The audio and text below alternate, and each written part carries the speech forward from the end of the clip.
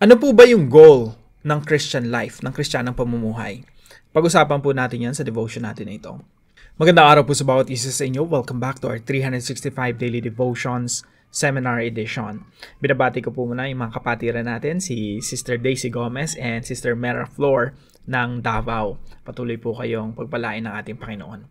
Now, ngayon po yung topic natin ay patungkol po sa mystical union. Ano po ba yung mystical union? The mystical union refers to the deep spiritual connection between believers in Jesus Christ. It is a union that transcends mere emotion or symbol. It is real, vital, and transformative. Now, marami po sa atin dito mga kinasal na. Ang tawag po doon ay union between a husband and a wife. Naging isa kayo. Now, tayo po meron ring union with Christ. Naging isa na lang tayo kay Kristo. Kaya po may verse na sinasabi na if anyone who is in Christ, ibig sabihin may union kay Christ, he is a new creation. The old has gone, the new has come. Naging bago ka ng nilalang, nagkaroon ka na ng bagong identity simula nung nagkaroon ka ng union with Christ. So it is real, vital, and transformative. May transformation na nangyayari sa atin. Though we cannot fully explain how it works, the Bible teaches that we are in Christ. Tayo ay na kay Kristo na. And He is in us. At si Kristo ay nasa sa atin. This mysterious bond means we share in His life, death, resurrection, and glory. It is not a vague or abstract experience, but a concrete reality brought about by the Holy Spirit and revealed through Scripture. Sabi po dito sa Romans chapter 6 verse 5, for if we have been united with Him, ibig sabihin may union, united tayo, pinag-isa tayo kay Kristo. In a death like His, we will certainly also be united with Him in a resurrection like His. Sapagkat kung tayo ay naging kasama niya or na kay Kristo na nung namatay ang ating Panginoon Jesucristo, na katulad ng kanyang kamatayan, ay magkakagayon din naman tayo sa kanyang muling pagkabuhay.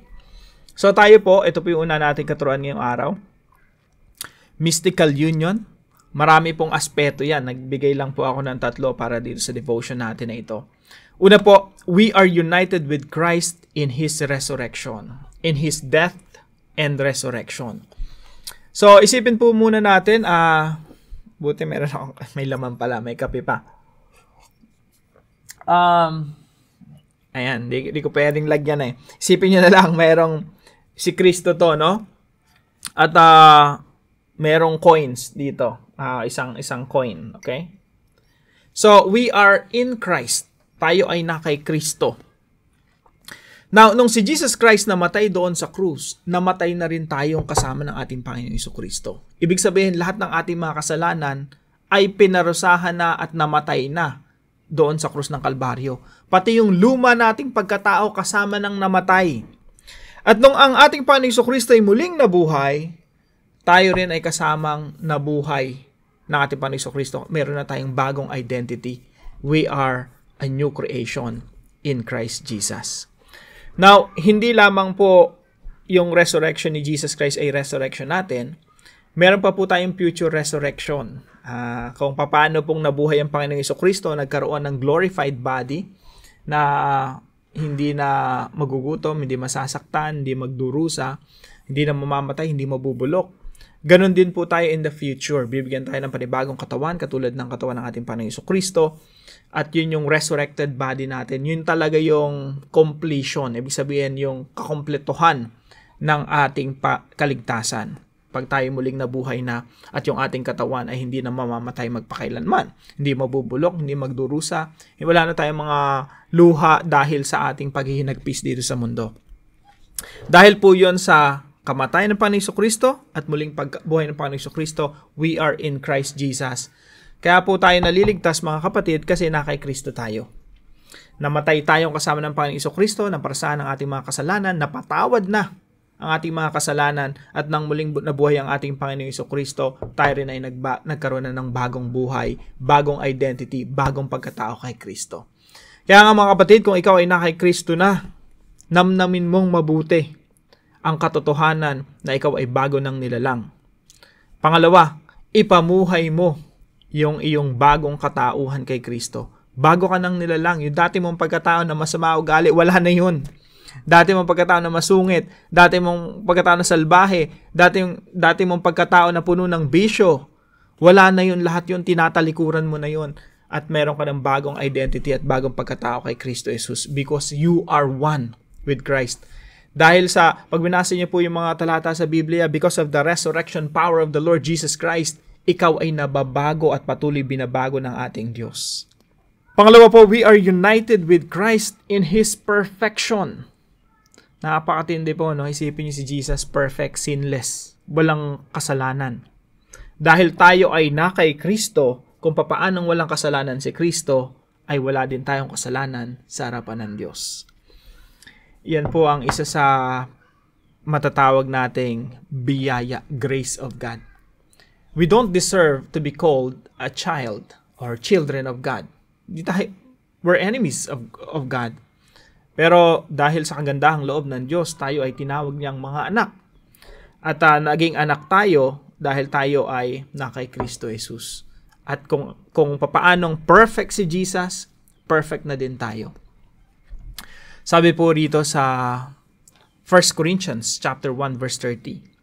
It is because of Him that you are in Christ Jesus, who has become for us wisdom from God, that is our righteousness, holiness, and redemption.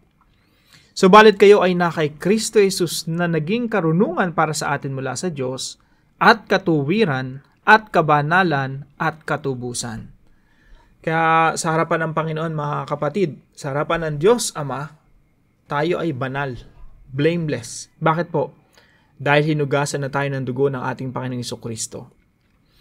Ikaw, kahit ano pang kasalanan ginawa mo, may mga nagtatanong sa akin, sobrang bigat ng mga kasalanan ginawa ko, mapapatawad pa ba ako ng Panginoon? Of course, mapapatawad ka ng Diyos. Hindi dahil sa kahit ano pang kadahilanan na pwedeng marami kasi mga tao iniisip, siguro pag lumuhod ako dyan, naglakad ako nakaluhod, siguro pag namanata ako dyan, humatak ako ng humatak ng kung ano-anong pwedeng hatakin, at siguro pag nagsakripisyo ako, patatawarin ako ng Panginoon. Hindi po. Pinapatawad tayo ng Diyos dahil sa ginawa ng Panginoong Jesucristo doon sa krus. At ang Panginoong Jesucristo ay sapat. Huwag na po nating dagdagan. Nagkakasala po tayo pag dinadagdagan natin yung ginawa ni Jesus sa krus. Pag iniisip natin na kailangan tayo yung gumawa ng paraan para patawarin ng Diyos, nagkakasala tayo. Bakit? Kasi sinasabi natin na, Jesus, you are not enough. Hindi ka sapat. Pero pag kinilala natin ang kasapatan ng Panginoong Jesucristo, yung sakripisyo ng Panginoong Jesucristo doon sa krus, na sapat upang tayo mapatawad sa ating mga kasalanan at ideklarang banal sa harapan ng Diyos, walang bahid ng karumihan, walang bahid ng kasalanan, diyan po tayo nagkakaroon ng tunay na kaligtasan at kapatawaran sa ating mga kasalanan. Kasi kinikilala natin si Jesus Christ na sapat upang linisin tayo. Hindi na natin kailangan dagdagan pa yung ginawa ni Jesus. Sabi ng ating Panginoon Jesucristo doon sa krus, habang siya'y nakapako, it is finished. Tapos na. Tinapos niya na. At wag na nating dugtungan pa yung tinapos ng ating Panginoon Jesucristo. Wag nating dagdagan yung ginawa ng Panginoon Jesucristo doon sa krus. In Christ Jesus, we are perfect in the eyes of God. Perfect na po tayo. Hindi dahil naging mabuti tayo, kundi naging mabuti ang Panginoon Jesucristo. He lived a perfect life. At yung kanyang kabutihan, kabanalan ay inilipat sa atin upang sa harapan ng Diyos, tayo ay deklarang mga banal, mga matuwid. So, sabi dito sa verse natin, katuwiran, kabanalan, at katubusan dahil po tayo ay na kay Kristo. Pangatlo po, we are united with Christ in His reign. Ang ating Panginoong Jesucristo po ay naupo na sa kalangitan, sa kanyang trono. Kung tayo ay naka kay Kristo sa kanyang kamatayan, tayo ay naka kay Kristo sa kanyang muling pagkabuhay, tayo ay naka kay Kristo sa kanyang kabanalan, tayo rin ay naka kay Kristo sa kanyang paghahari. Kaya po sinasabi sa maraming mga talata sa Biblia, particularly itong Ephesians chapter 2 verse 6, and God raised us up with Christ. Binuhay na tayong kasama ng ating Panginoong Jesucristo and seated us with Him in the heavenly realms in Christ Jesus. Binuhay tayong kasama ng ating Panginoong Jesucristo, nagkaroon tayo ng panibagong buhay, at kasama na tayong pinaupong kasama niya sa sangkalangitan kay Kristo Jesus. Parang hirap isipin ito mga kapatid, no? Na tayo ay pinaupo na kasama na naghahari ng Panginoon Jesucristo bagamat nandito pa lang tayo sa lupa. Mystery po yan. Yan po yung mystical union with Christ. Na ngayon mga kapatid, naghahari na tayo kasama ng ating Panginoon Jesucristo. Nakaupo na tayo naghahari. Ibig sabihin, yung diablo, wala ng control sa atin. Yung creation, sa atin na ito. Binawi na ng ating Panginoon Jesucristo.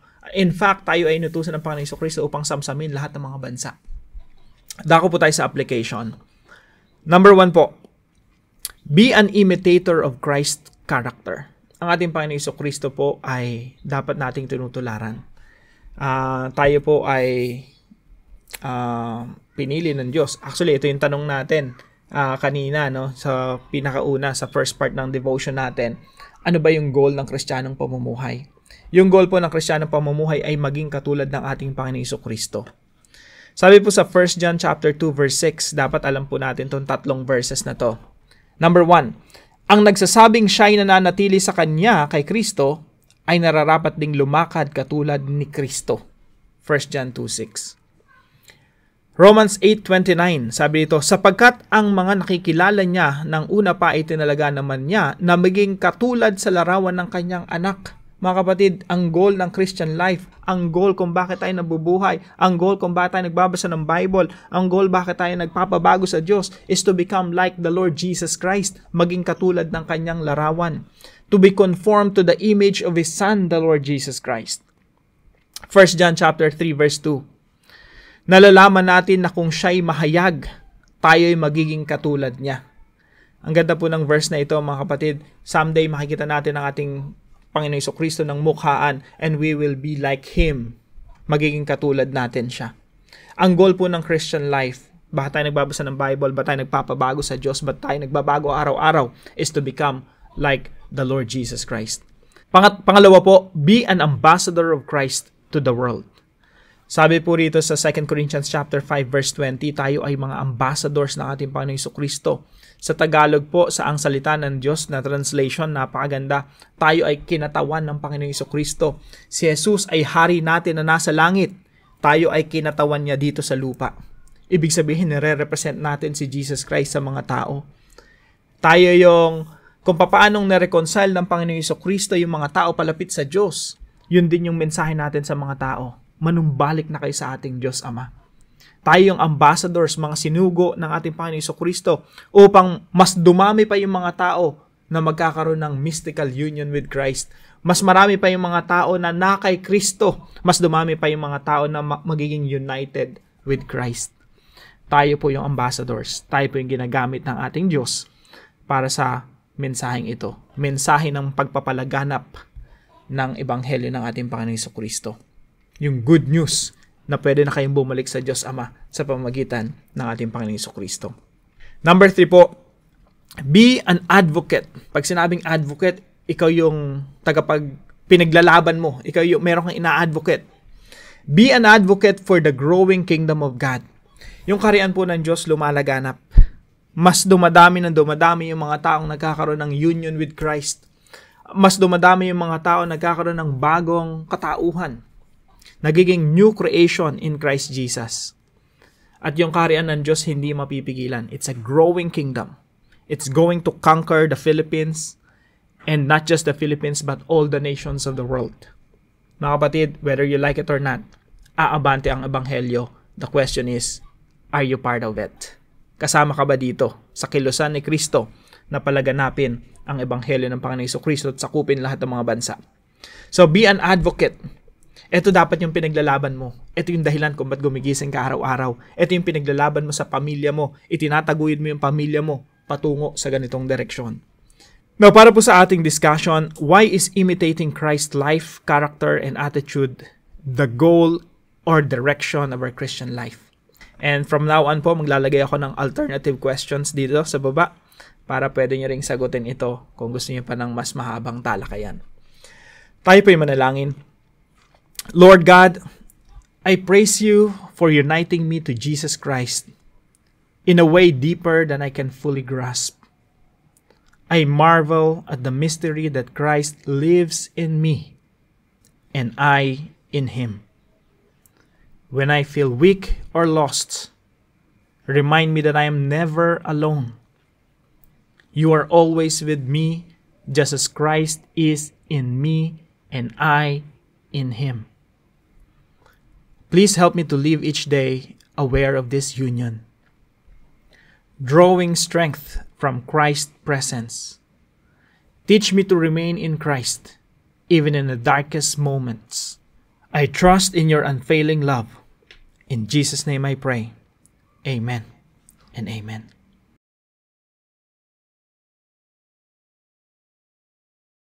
Kung kayo po ay may natutunan sa devotion natin na ito, ipalam niyo lang po sa comment section right below this video. And please don't forget to share this devotion to your family and friends. Pagpalain po kayo ng ating Panginoon. See you po tomorrow 5 a.m. dito sa ating Daily Devotions.